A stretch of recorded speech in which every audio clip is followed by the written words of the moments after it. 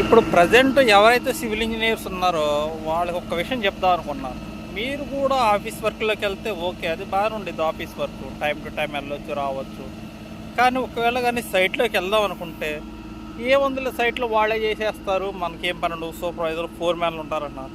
కానీ అలా ఏమి ఉండదు. చూసారా ఇది వెనకాల బూమ్ ప్లేజరు. ఇప్పుడు టైం వచ్చేసి మనకి ఎగ్జాక్ట్‌గా ఎంత అవుతుంది? 2:30 అవుతుంది. మధ్యాహ్నం 2:30.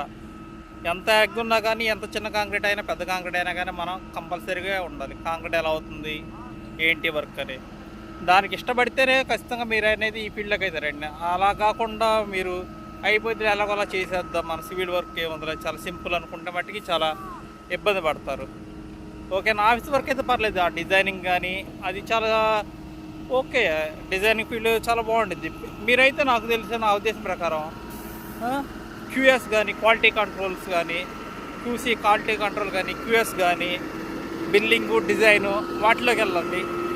ఓకేనా. ఇక్కడికి వస్తే మనకి ఎంత ఎక్కున్నా, ఎండున్నా, వానున్నా కానీ ఖచ్చితంగా పనులని చేయాల్సి ఉంటుంది అనమాట.